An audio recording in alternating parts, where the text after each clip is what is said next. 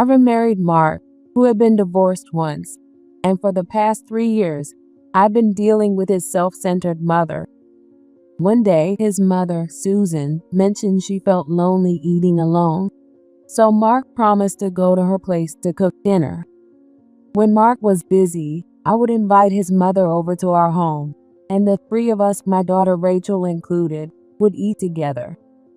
However, after these meals, Susan started complaining of stomach pain and nausea. It only happened when I invited her over.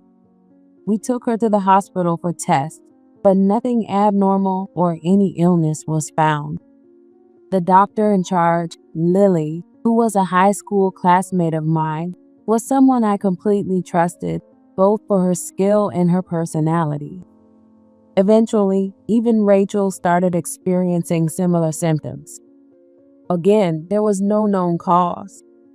After Rachel's second episode, Lily called me into a separate room after her examination. She told me, "You need to get divorced and leave right away." When I examined Susan, I found out that the words that followed were so shocking, I could hardly believe my ears. I clenched my fists tightly and bit my lip to hold back the overwhelming anger surging through me. "Susan, you better brace yourself. My name is Abby, and I'm a 46-year-old housewife. I've been married to Mark, whom I met at a local singles event, for 3 years now.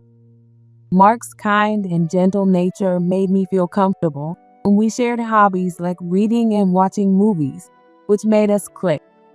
I was thrilled when he asked me out, but I hesitated to pursue our relationship when I found out he was divorced and had a 3-year-old daughter.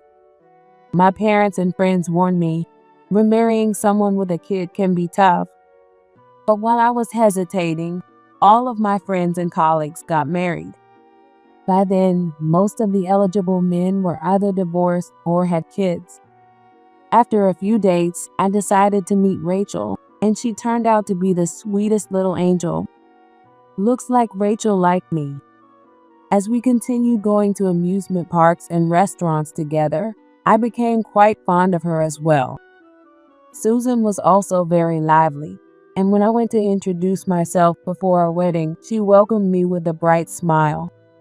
For someone like me, who had all but given up on marriage, it felt like a dream to become the mother of such a lovely girl. And since I got along well with Susan, I felt relieved. Our blissful married life began, and my heart was full of excitement. Mark's father passed away 10 years ago, and since then, Susan had been living alone in the family home.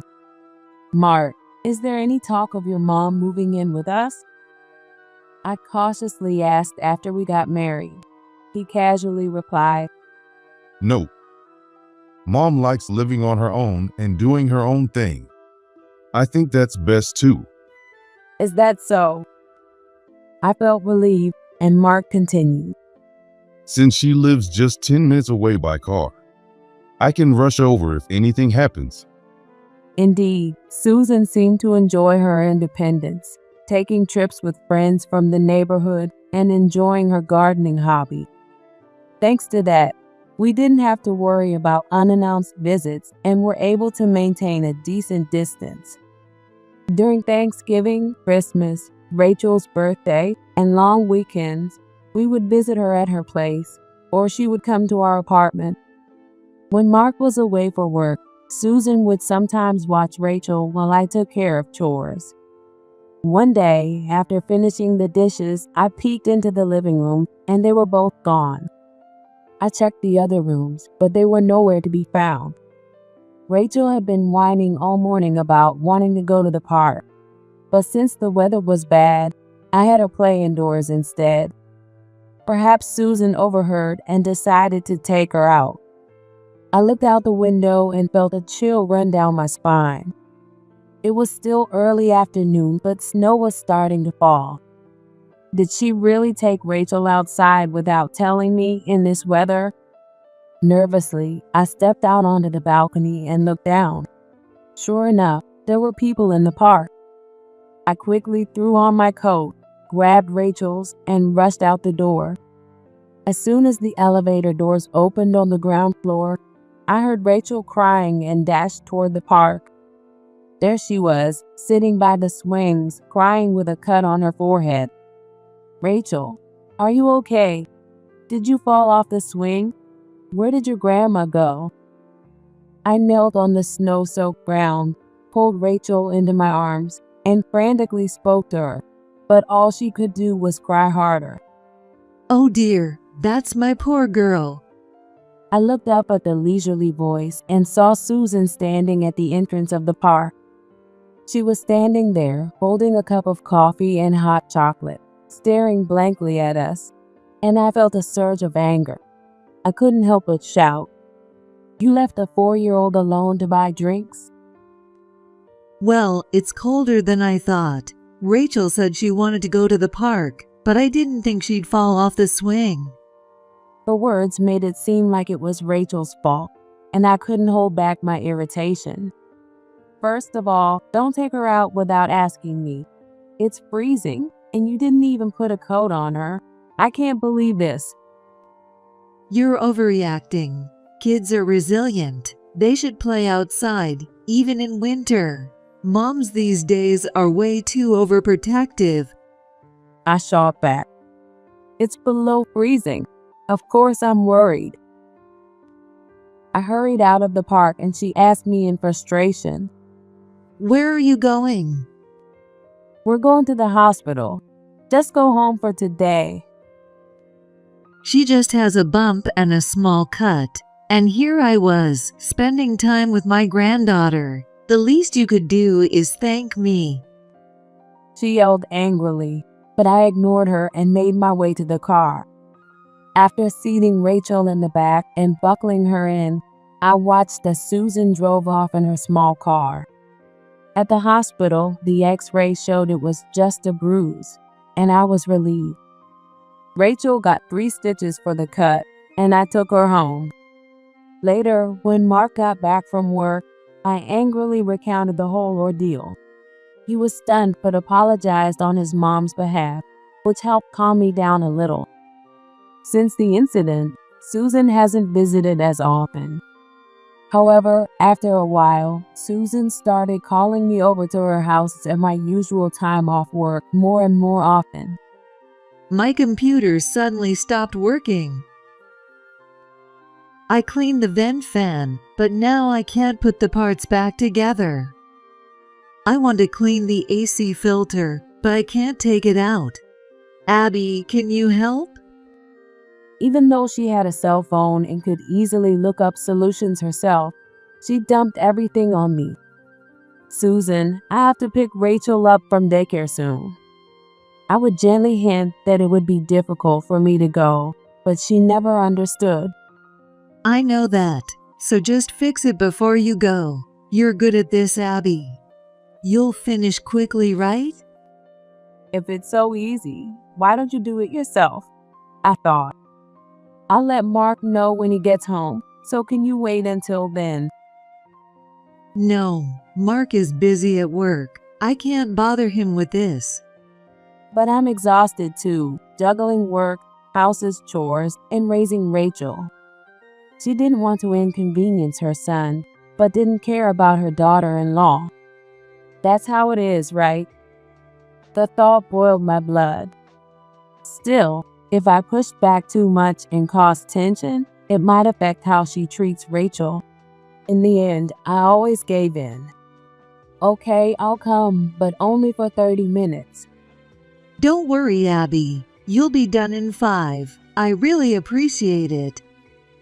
When these calls started happening nearly every week, it wore me down. I even complained to Mark, and he talked to Susan about it, but she wouldn't listen. Mom says she's relying on you, Abby. She told me that unlike my quiet ex-wife, you're dependable, and she feels secure with you around. Well, it doesn't feel like that to me. No matter how I looked at it, she was just using me. But the tipping point came when she called me 3 times in a single week. It made me so late picking up Rachel that she missed out on playing with her friends. I had plans with my friends, but because you were late, I couldn't go to their house. When I finally got there, all the other kids were gone. Rachel was standing there, teary-eyed, protest. "I'm so sorry. Let's go to your friends' houses now." It's too late. They said they weren't sure if we could play today, so it's canceled. When it started affecting Rachel's friendships, I couldn't stay quiet anymore. I called Susan and firmly said, "Sorry, but Rachel is missing out on playing with her friends, so please stop calling me to come over from now on." She exploded. What? I thought you'd want to bond with me, so I was giving you all these chances to help. Anyway, who's more important, me or Rachel? "What?" I stood there, dumbfounded, as she yelled at me.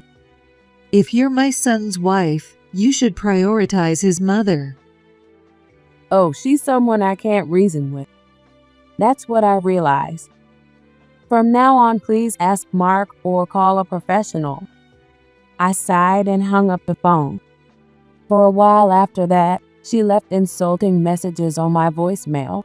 But eventually, whether she got bored or tired of it, they stopped altogether. It was clear that Susan and I didn't get along. I decided that from now on, I would keep our interactions to the bare minimum. I had made that promise to myself, but the other day, when we visited her house during the long weekend, she made yet another request. Rachel, is your mom's cooking delicious? During dinner, Susan asked Rachel, who responded with a big smile. Yes. Mom's cooking is the best in the world. Dad's comes second. Mark had lived on his own during his college, so he could handle most household chores. On weekends, he would sometimes cook for us. Second place. Mark smiled awkwardly at the brutally honest opinion of our 6-year-old. As I watched the innocent exchange between father and daughter, I nervously wondered if Susan would say something strange again. And sure enough, she made an outrageous suggestion. Abby, would you mind coming over every night to make dinner? Every night? I froze in place, and she continued with a smile. When I eat alone, I tend to slack off, and the food tastes bland. I'd like you to come and cook for me, and we can eat together. Mom, that's too much to ask. Abby has Rachel to take care of. It's not possible. Mark immediately shut it down, and I sighed in relief. But then Susan sighed dramatically, looking disappointed. I feel bad for causing Abby so much trouble in the past. I wanted to make things right, so I thought this would be a good way to patch things up. Mark, sitting next to me, looked uncomfortable. So I offered an alternative. "How about you come to our place then? We'd be happy to have you over occasionally." If I had to go through the trouble of cooking and cleaning at her houses, it was much easier to invite her over to ours. But she immediately rejected the idea. I can't relax and eat properly with Rachel around. I want it to be just the adults. I swallowed the frustration that was rising in my throat. It was unreasonable to expect a 6-year-old to act like an adult during meals. How about this then? I'll come over on the weekends and cook dinner. Maybe once every 2 weeks. Mark suggested, his smile looking a bit forced, and Susan beamed. That's fine. It's been a while since I've had your cooking, Mark. I'm looking forward to it, and if you can't make it, Abby can come instead, right? All right. In that case, I'll bring Rachel along too. Well, I guess that's fine. After that exchange, we agreed to have dinner with Susan once or twice a month. At first, I couldn't understand why she didn't want to eat with Rachel.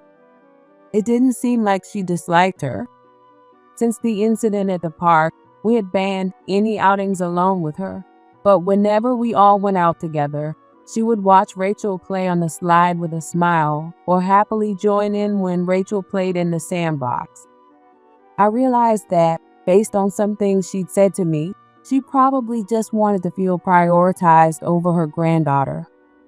During holidays like Thanksgiving or Christmas, Susan would always serve lavish dishes, such as famous restaurant specials or expensive sushi. Other relatives were invited, and it was a lively dinner party. On the other hand, whenever we had meals together, whether dining out or eating at home, I was always busy taking care of Rachel. It seemed Susan, who liked to be the center of attention, wasn't happy about being overlooked. To my surprise, though, our regular dinners with her always ended on a peaceful note, without any arguments. Maybe this arrangement could actually work, I started to think. But then something strange began happening. Almost every time after dinner, Susan would get sick. My stomach feels queasy. I think I have a stomachache. Sorry, I need to use the bathroom. She would return from the bathroom complaining about diarrhea or nausea. This only happened when I hosted her at our apartment and cooked the meal. At first, I wondered if she was just trying to annoy me, but seeing how pale she looked, it seemed genuine. Susan, let's go to the hospital. I'm fine. It'll pass soon. Please don't say that. I'll drive you. There was a general hospital just 5 minutes from our apartment. Grandma, are you okay? Do you need to go to the doctor if your stomach hurts? At first, she resisted, but when even Rachel expressed concern, Susan finally agreed. Reluctantly, she let me take her to the hospital. They ran blood tests and an endoscopy, but nothing was wrong. After Susan's exam, for some reason, I was also called into the examination room by the doctor. Abby, I've checked everything, but there's no sign of illness in Susan. It's not food poisoning either. You and Rachel aren't feeling sick, right? The doctor, Lily, was a high school classmate of mine. She knew the story of how I met Mark because I'd invited her to our post-wedding dinner. Yes, we're fine, Lily. Lily gave me a look, as if she wanted to say something. What is it? Oh, nothing. Let's just keep an eye on her for now. All right. On the way home, Susan sat in the back seat looking down. I'm sorry, Abby, for making you take me to the hospital. It's no trouble. Are you feeling better? She gave me a wide smile and said, I'm happy because you're worried about me. I thought you hated me. Of course I'm concerned. I didn't hate her really. I just found her difficult. She spoke in a quiet, reflective tone. I'm sorry for saying something so harsh, like wanting to eat without Rachel. It's just that when a little one is around, I can't chat about my neighborhood gossip, and it felt a bit dull. Then she smiled gently. But after actually having dinner with Rachel, I had fun. It's much better than eating alone. Susan. I also enjoy having meals with Grandma. She tells such interesting stories. I chuckled to myself. Most of her interesting stories were celebrity gossip. I wasn't sure was the best influence on Rachel, but it was certainly better than gossiping about her neighbors. However, things soon took a turn. Not only Susan, but Rachel also started complaining about feeling sick after meals. Mom, my tummy feels funny. Abby, me too. What? Then Rachel and Susan took turns running to the bathroom. But even after that, Rachel came to me in tears. My tummy hurts. It feels prickly. Mine too. I immediately took them to the hospital to see Lily as they endured their pain. Rachel was seen by the pediatrician. Thankfully, after a few trips to the bathroom, they both felt better, and their color returned. I anxiously waited for Lily's diagnosis. Looks like their stomachs are just sensitive, probably from fatigue or stress. That's what the pediatrician said too. But even as fall came, both Susan and Rachel continued to have stomach issues after meals together. Susan, maybe we should take a break from these dinners for a while. I suggested it a few times, but each time she refused. I always look forward to these dinners. It's just been bad luck that I haven't felt well. Next time we'll be fine, Abby. Don't worry. But how could I not worry? They both kept getting sick while I remained perfectly fine. I mentioned it to Mark, but unfortunately he was going on a business trip, so he wouldn't be able to take over the cooking for a while. I was especially worried about Rachel, but I couldn't stop her from eating altogether. Although she was usually back to her cheery self after a few trips to the bathroom, I still felt uneasy. On our 6th visit to the hospital, after Susan had been complaining about stomach problems, Lily conducted urine and blood tests and even performed an endoscopy. Rachel also had an abdominal ultrasound at the pediatrician's. I quietly decided that if nothing showed up, I would consider going to a different hospital.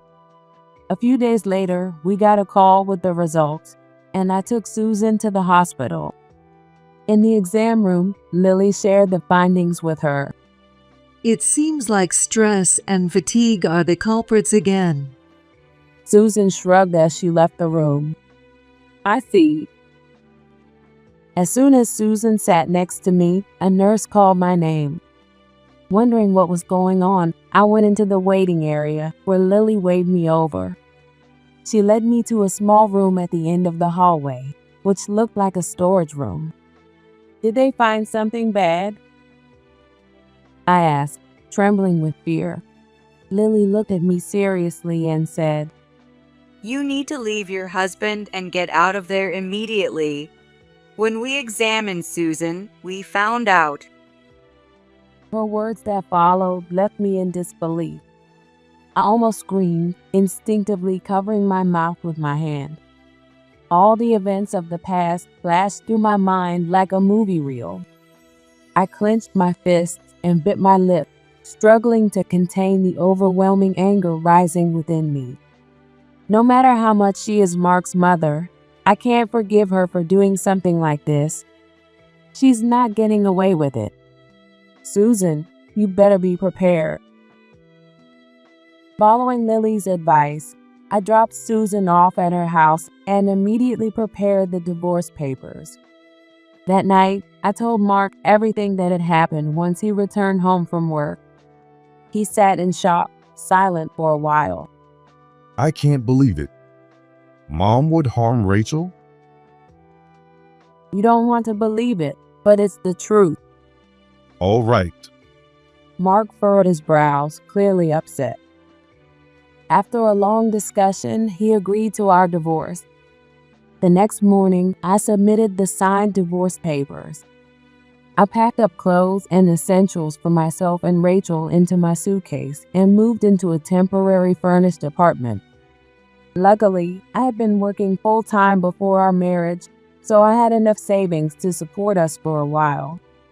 After things settled down, I planned to find a rental apartment closer to the daycare and my workplace. For now, it was enough to have escaped from Susan's clutches. Rachel may not be my biological daughter, but she's precious to me. I have to protect her. Mom, is Dad coming later? Rachel asked curiously as I unpacked her clothes in the living room. Not wanting to worry her, I forced a smile. Dad's really busy with his work, so we'll be living in different places for a while. But don't worry, you'll see him soon. Rachel tilted her head in an innocent gesture, her expression puzzled. The thought of the day when she would learn the truth made my heart ache. Dad will send your toys soon. Just wait a little longer, okay? Okay. I had already asked Mark to send our things once I found a new apartment. After dropping Rachel off at daycare, I was searching online for rental apartments when Susan called me. So, you divorced Mark? Susan tried to keep a calm tone, but her voice was clearly excited. You two seem to be getting along so well. It's such a shame. What happened?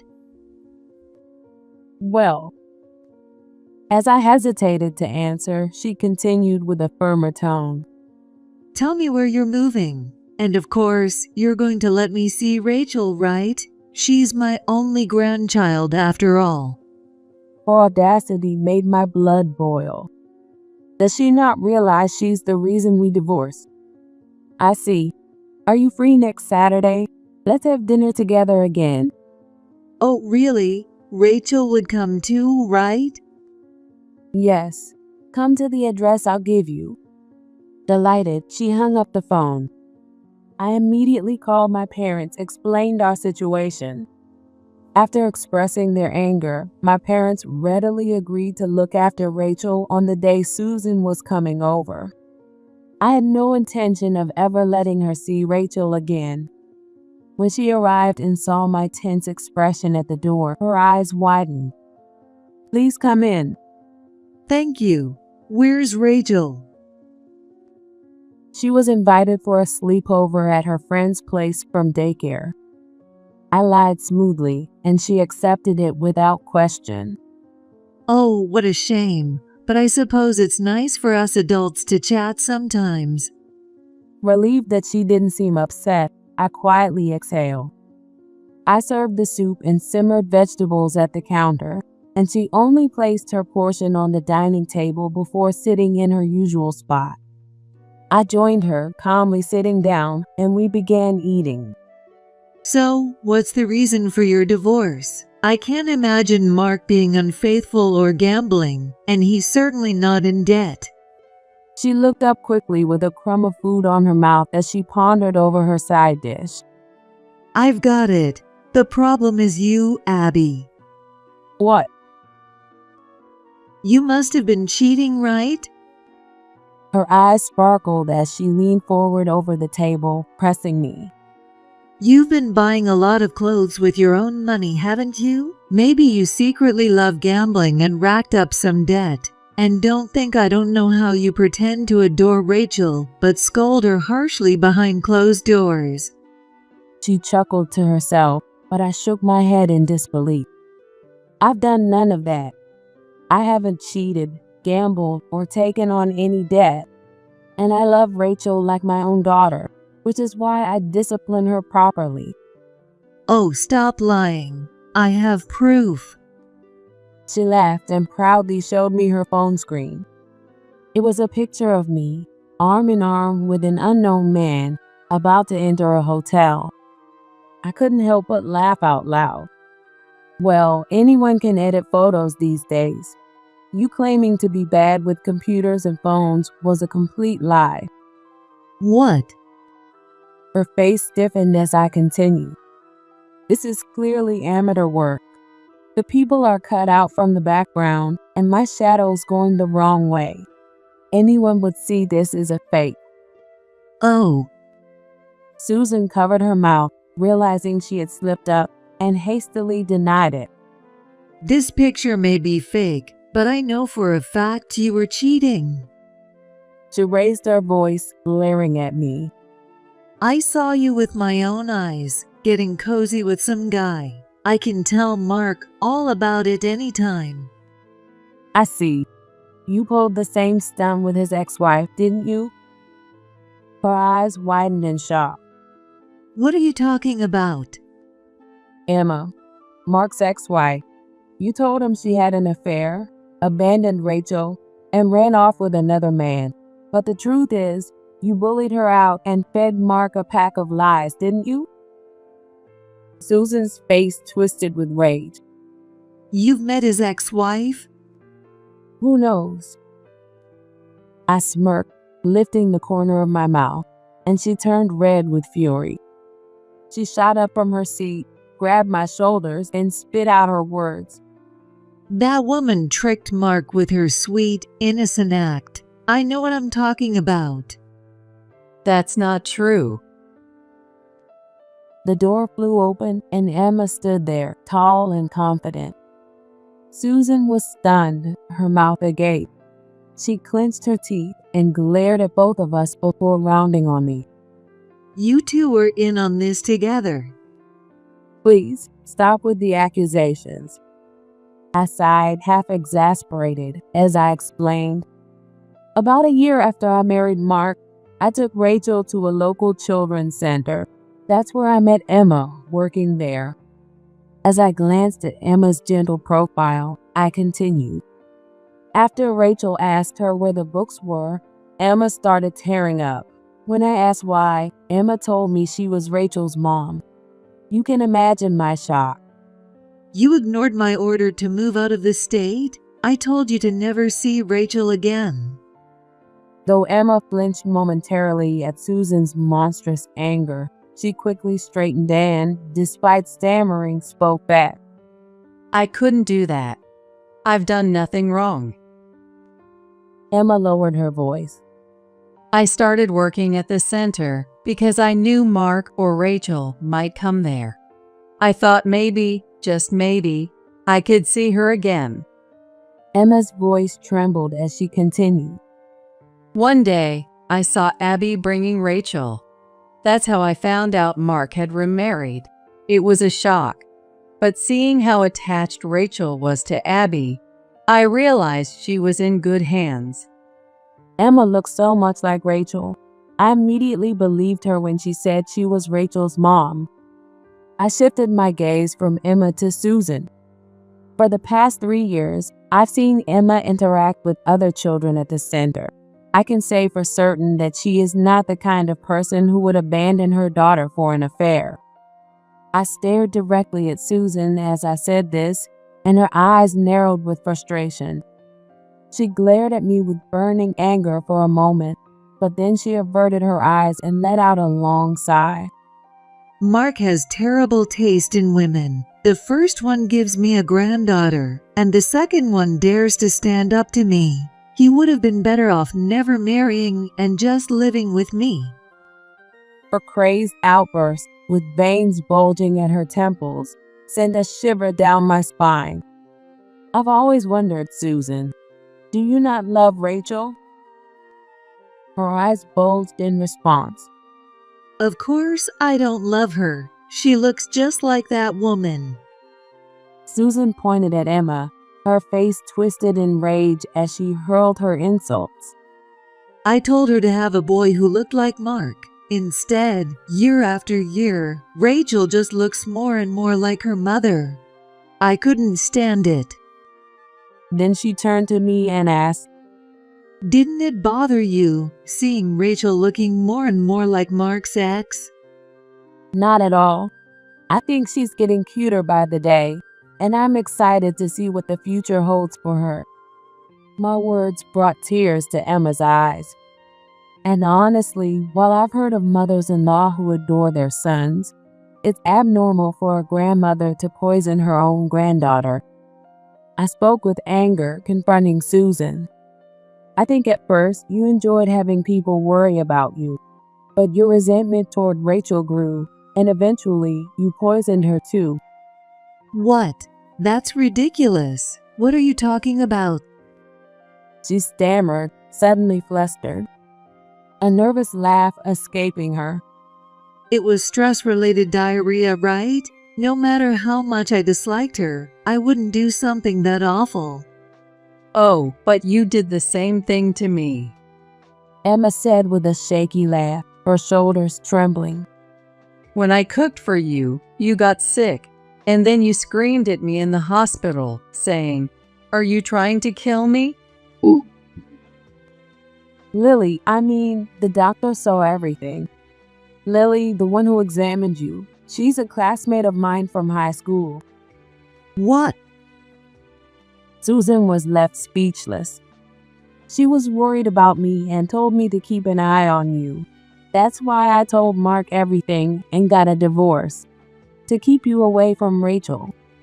Susan blinked rapidly, struggling to find words before stammering a response. But you and the doctor can say whatever you want, but where's the proof? True, you probably already got rid of the laxatives you used. Seeing a flicker of relief in her eyes, I delivered the final blow. But Susan, I caught everything on camera. Her face turned ghostly pale. She didn't ask what, which meant she knew exactly what I was talking about. But I told her anyway. You sprinkled laxatives into Rachel's and your dinner while I was in the bathroom, didn't you? Next to me, Emma gasped. I was skeptical when Lily suggested installing a hidden camera. I didn't want to believe a grandmother would do such a thing to her own granddaughter. But when I saw the footage, I was devastated. Emma, her eyes welling with tears, spoke through gritted teeth.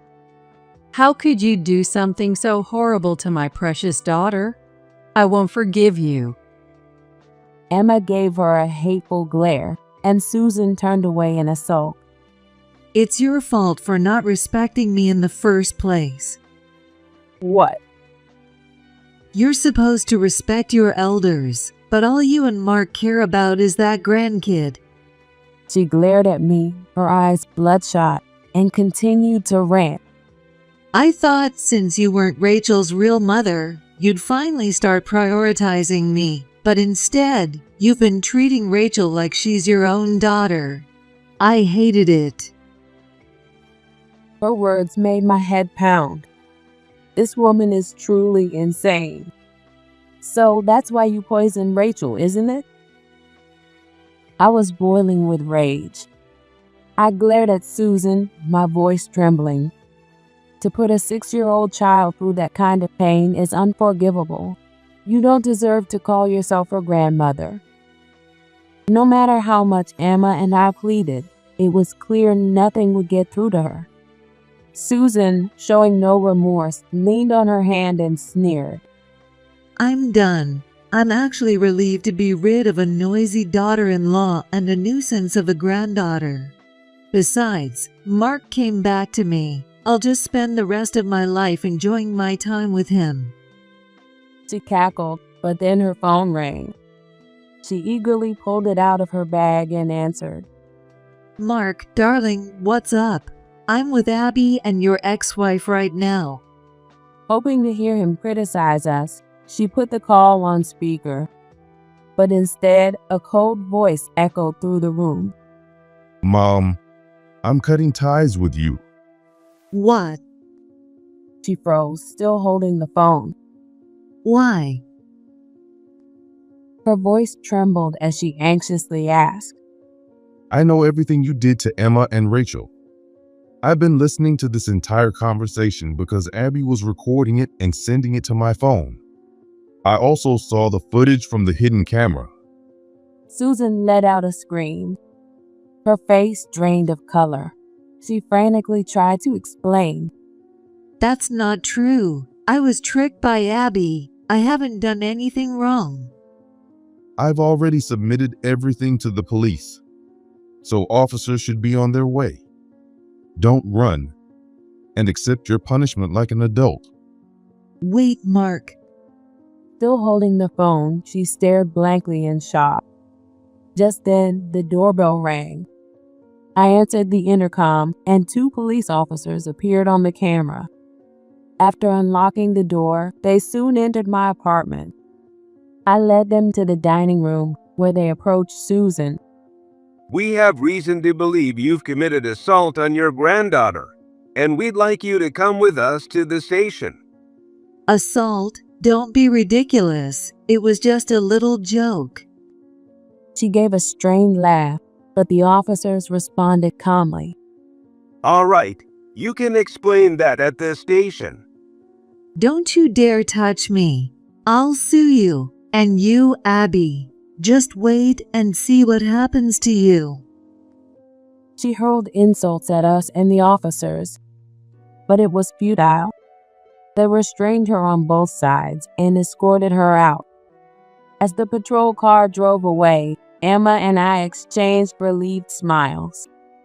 Later, I invited Mark over after work to meet Emma. The two of them, seeing each other for the first time in years, looked a bit bewildered. Mark apologized to her first. I believed everything my mom said and never really listened to Emma. I'm sorry. No, I was wrong too. I left Rachel behind and ran away without talking to you properly. Emma apologized, tears in her eyes.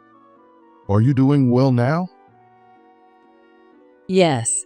This summer, I'm getting married to my fiancé. Emma smiled happily, and Mark looked relieved. That's great. Congratulations. Actually, I have a favor to ask. Would it be okay if I see Rachel sometimes? Mark looked at me, so I added, "She's her real mom, so of course I said it's fine, but I wanted your permission too." I always planned to let Emma see Rachel whenever she wanted, as long as she reached out. Mark nodded. But let's wait until Rachel's in elementary school to tell her the truth about her mother. I agree. That seems best. Emma smiled gratefully at our words, tears streaming down her cheeks. Yes, we'll do that. Thank you so much. We promised to meet again soon with Rachel, and then we all parted ways. I went to pick up Rachel from my parents' house, and Mark and Emma each returned to their homes. Susan, who had arrogantly assumed she'd be released soon, was deemed to have committed a serious crime against her young granddaughter. After a brief detention, she was sentenced to 3 years of probation. Though she avoided prison, a crime is still a crime. The news quickly spread throughout the town, and she was cut off by her friends. Living in the same neighborhood became unbearable, so she considered selling the houses and moving. But when she consulted a real estate agent, they advised her against it. The 50-year-old house was practically worthless, and the narrow plot of land had little value. Plus, moving into an apartment would mean paying rent, which wasn't feasible on her pension. Reluctantly, she gave up on moving. But every time she stepped outside, she was ignored by the townspeople and became the target of gossip. Recently, one of Mark's relatives went to check on her at his request. They found her eyes glazed over, eating a frozen pizza in a dark room with the windows closed and the room trashed. A little while later, I moved with Rachel into a rented apartment. Although it was farther from my workplace, it was closer to her daycare. It prioritized her attending the same elementary school as her friends. I had considered reconciling with Mark, but the thought that his mother might still try to get close to Rachel terrified me, so we stayed divorced. I was granted custody, and Mark provided child support every month. Even though it felt awkward to accept, Mark insisted, saying, "It's my responsibility as her father." Now, I've transitioned from part-time work to a full-time position. Whenever I have to work weekends or stay late, my mom drives 30 minutes from her house to watch Rachel.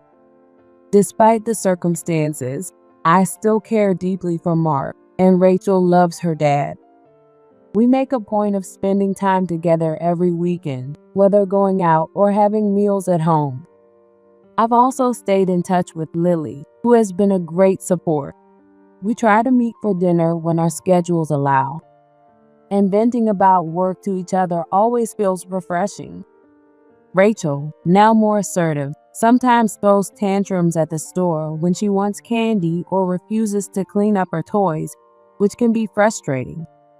But despite all that, I love my daughter, even though we aren't related by blood. I plan to continue raising her with all my love I can give, consulting with Emma when needed along the way.